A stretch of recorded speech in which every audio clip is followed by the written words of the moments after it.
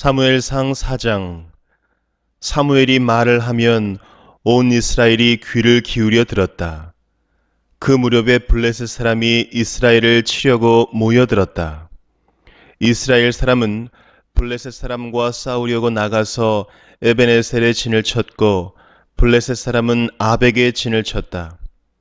블레셋 사람이 전열을 갖추고 이스라엘 사람을 치자 치열한 싸움이 벌어졌다. 이스라엘은 이 싸움에서 블레셋에게 졌고 그 벌판에서 죽은 이스라엘 사람은 4,000명쯤 되었다. 이스라엘의 패잔병들이 진으로 돌아왔을 때에 장로들이 말하였다. 주님께서 오늘 우리가 블레셋 사람에게 지도록 하신 까닭이 무엇이겠느냐? 실로에 가서 주님의 언약궤를 우리에게로 모셔다가 우리 한가운데에 있게 하여 우리를 원수의 손에서 구하여 주시도록 하자. 그래서 이스라엘 백성이 실로로 사람들을 보냈다. 그들이 거기 그룹들 사이에 앉아 계시는 만군의 주님의 언약궤를 메고 왔다. 하나님의 언약궤를 가져올 때에 엘리의 두 아들 홈니와 비느하스도 함께 왔다. 주님의 언약궤가 진으로 들어올 때에 모든 이스라엘 백성이 땅이 진동할 정도로 크게 환호성을 올렸다. 블레셋 사람이 그 환호하는 소리를 듣고 저 히브리 사람의 진에서 저렇게 환호하는 소리가 들리는 까닭이 무엇이냐 하고 묻다가 주님의 궤가 진에 들어갔기 때문이라는 것을 알았다. 블레셋 사람이 두려워하면서 말하였다. 이스라엘 진에 그들의 신이 들어갔다. 그래서 그들은 외쳤다. 이제 우리에게 화가 미쳤다. 일찍이 이런 일이 없었다. 우리에게 화가 미쳤는데 누가 저 강력한 신의 손에서 우리를 건질 수가 있겠느냐? 그 신들은 광야에서 온갖 재앙으로 이집트 사람을 쳐서 죽게 한 신들이다. 블레셋 사람들아, 대장부답게 힘을 내어라. 그렇지 않으면 히브리 사람이 우리의 종이 되었던 것처럼 우리가 그들의 종이 될 것이다. 너희는 대장부답게 나가서 싸워라. 그런 다음에 블레셋 사람이 전투에 임하니 이스라엘이 져서 제각기 자기 장막으로 달아났다. 이스라엘은 이때에 아주 크게 져서 보병 3만 명이 죽었다.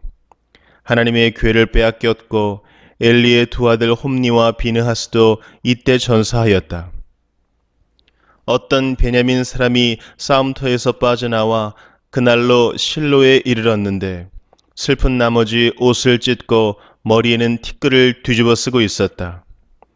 그 사람이 왔을 때에 엘리는 길가 의자에 앉아서 길을 내다보면서 마음속으로 하나님의 궤를 걱정하고 있었다. 그 사람이 성읍에 이르러서 소식을 전하니 온 성읍이 두려워하며 슬피 울부짖었다. 엘리가 그 울부짖는 소리를 듣고 물었다. 저 소리가 무슨 소리냐? 그 사람이 급히 달려와서 엘리에게 소식을 전하였다. 그 무렵 엘리는 98살 된 노인으로서 눈이 어두워져서 앞을 거의 볼 수 없었다. 그 사람이 엘리에게 말하였다. 저는 전쟁터에서 도망쳐 나온 사람입니다. 전쟁터에서 오늘 도망쳐 오는 길입니다. 엘리가 물었다. 젊은이, 무슨 일이 일어났소? 소식을 전하는 그 사람이 대답하였다. 이스라엘 백성은 블레셋 사람 앞에서 도망쳤고 백성 가운데는 죽은 사람이 매우 많습니다. 제사장님의 두 아들 홈니와 비느하스도 전사하였고 하나님의 궤는 빼앗겼습니다. 그가 하나님의 궤에 대한 소식을 전할 때에 엘리는 앉아있던 의자에서 뒤로 넘어져 문 곁으로 쓰러져서 목이 부러져 죽었다. 늙은 데다가 몸까지 무거웠기 때문이다. 그는 40해 동안 이스라엘의 사사로 있었다. 그때에 엘리의 며느리인 비느하스의 아내는 임신 중이었으며 출산할 때가 가까웠는데 하나님의 궤를 빼앗겼고 자기의 시아버지와 남편도 죽었다는 소식을 듣자 갑자기 진통이 일어나 구부리고 앉은 채 몸을 풀었다. 그러다가 그는 거의 죽게 되었다. 그때 곁에 서 있던 여인들이 아들을 낳았으니 걱정하지 말아요 하고 말해 주었다. 그러나 산모는 대답도 없고 관심도 보이지 않다가 그 아이의 이름을 이가봇이라고 지어주며 이스라엘에서 영광이 떠났다 하는 말만을 남겼다. 하나님의 괴를 빼앗긴 데다가 시아버지도 죽고 남편도 죽었기 때문이었다. 거기에다가 하나님의 괴까지 빼앗겼기 때문에 이스라엘에서 영광이 떠났다고 말했던 것이다. 로마서 4장. 그러면 육신상으로 우리의 조상인 아브라함이 무엇을 얻었다고 우리가 말할 수 있겠습니까? 아브라함이 행위로 의롭게 되었더라면 그에게는 자랑할 것이 있었을 것입니다.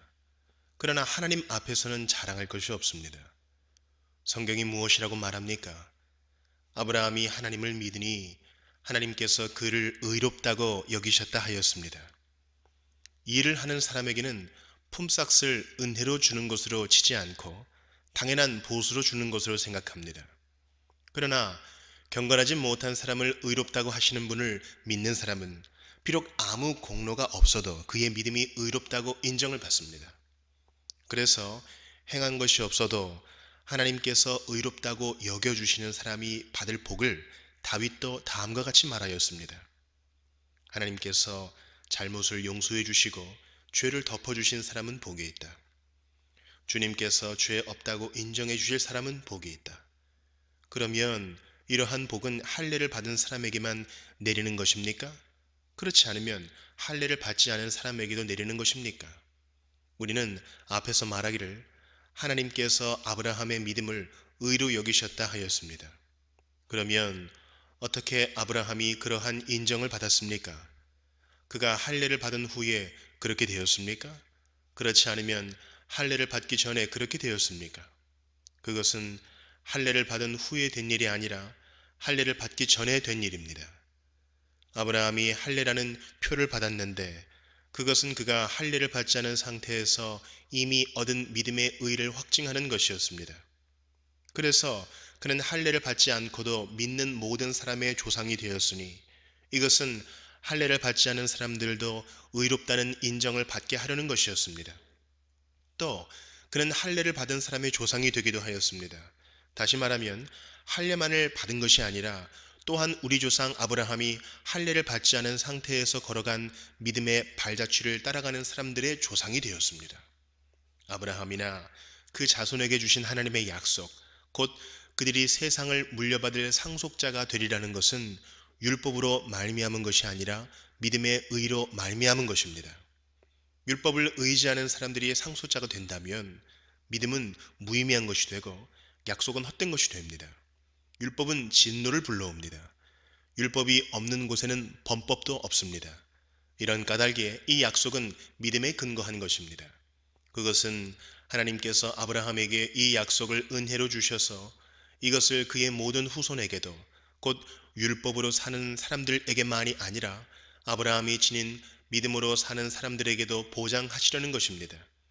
아브라함은 우리 모두의 조상입니다.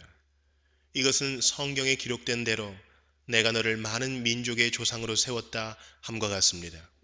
이 약속은 그가 믿은 하나님, 다시 말하면 죽은 사람들을 살리시며 없는 것들을 불러내어 있는 것이 되게 하시는 하나님께서 보장하신 것입니다. 아브라함은 희망이 사라진 때에도 바라면서 믿었으므로 너의 자손이 이와 같이 많아질 것이다 하신 말씀대로 많은 민족의 조상이 되었습니다. 그의 나이가 100세가 되어서 자기 몸이 이미 죽은 것이나 다름없고 또한 사라의 태도 죽은 것이나 다름없는 줄 알면서도 그는 믿음이 약해지지 않았습니다. 그는 하나님의 약속을 믿고 의심하지 않았습니다. 오히려 그는 믿음이 굳세어져서 하나님께 영광을 돌렸습니다. 그는 하나님께서 스스로 약속하신 바를 능히 이루실 것이라고 확신하였습니다. 그래서 하나님께서는 이것을 보시고 그를 의롭다고 여겨주셨습니다. 그가 의롭다는 인정을 받았다 하는 말은 아브라함만을 위하여 기록된 것이 아니라 하나님께서 의롭다고 여겨주실 곧 우리 주 예수를 죽은 사람들 가운데에서 살리신 분을 믿는 우리까지도 위한 것입니다. 예수는 우리의 범죄 때문에 죽임을 당하셨고 우리를 의롭게 하시려고 살아나셨습니다. 예레미야 43장. 주 하나님께서 그의 백성에게 지시하신 모든 말씀, 곧 그들의 하나님이신 주님께서 예레미야를 보내셔서 그들에게 이르게 하신 이 모든 말씀을 예레미야가 온 백성에게 다 일러 주었을 때에 호사야의 아들 아사랴와 가레야의 아들 요하난과 고집이 센 모든 사람이 예레미야에게 말하였다. 당신은 거짓말을 하고 있어. 주 우리의 하나님께서 당신에게 우리가 이집트로 가서 머무르게 해서는 안 된다는 말씀을 전하게 하셨을 리가 없어. 이것은 틀림없이 네리야의 아들 바룩이 우리를 바빌로니아 사람의 손에 넘겨주어서 그들이 우리를 죽이거나 바빌로니아로 잡아가도록 하려고 당신을 꿰은 것이요. 가레야의 아들 요하난과 모든 군 지휘관과 온 백성은 유다 땅에 머물러 살라는 주님의 말씀을 듣지 않았다. 마침내 가레야의 아들 요하난과 모든 군 지휘관은 여러 나라에 흩어져 살다가 유다 땅에서 살려고 돌아온 유다에 살아남은 사람들을 모두 데리고 남자와 여자와 어린아이들과 공주들과 근위대장 느부사라단이 사반의 손자요 아히감의 아들인 그달랴에게 맡겨놓은 모든 사람과 예언자 예레미야와 네리야의 아들 바룩까지 데리고서 이집트 땅으로 들어갔다. 이처럼 그들은 주님께 순종하지 않았다. 그들이 다바네스에 이르렀을 때에 주님께서 예레미야에게 말씀하셨다. 너는 너의 손으로 큰 돌들을 날라다가 다바네스에 있는 바로의 궁 대문 앞 포장된 광장을 파고 유다 사람들이 보는 앞에서 그 돌들을 묻어라. 그런 다음에 너는 유다 사람들에게 이렇게 전하여라. 나 만군의 주 이스라엘의 하나님이 말한다. 내가 사람을 보내어 나의 종 바빌로니아 왕 느부갓네살을 데려오겠다. 그러면 그는 내가 묻어놓은 이 돌들 위에 자기의 보좌를 차려놓고 그 위에 차이를 칠 것이다. 그가 와서 이집트 땅을 치면 연병에 걸려 죽을 자는 연병에 걸려 죽고 포로로 끌려갈 자는 포로로 끌려가고 칼에 맞아 죽을 자는 칼에 맞아 죽을 것이다. 그리고 그는 이집트의 신전들의 불을 놓아서 신상들을 태우거나 전리품으로 가져갈 것이다. 그는 마치 목동이 자기 옷에서 벌레를 잡아내듯이 이집트 땅을 말끔히 털고 아무런 저항도 받지 않고 그곳에서 평안히 떠나갈 것이다. 그는 이집트 땅에 있는 태양 신전의 돌 기둥들을 부수고 이집트의 신전들을 불살라 버릴 것이다. 시편 18편. 나의 힘이신 주님, 내가 주님을 사랑합니다. 주님은 나의 반석, 나의 요새, 나를 건지시는 분, 나의 하나님은 내가 피할 바위, 나의 방패, 나의 구원의 뿔, 나의 산성이십니다. 나의 찬양을 받으실 주님, 내가 주님께 부르짖습니다. 주님께서 나를 원수들에게서 건져주실 것입니다. 죽음의 사슬이 나를 휘감고 죽음의 물살이 나를 덮쳤으며 수월의 줄이 나를 동여 묶고 죽음의 덫이 나를 덮쳤다. 내가 고통 가운데서 주님께 부르짖고 나의 하나님을 바라보면서 살려달라고 부르짖었더니 주님께서 그의 성전에서 나의 간구를 들으셨다. 주님께 부르짖은 나의 부르짖음이 주님의 귀에 다다랐다.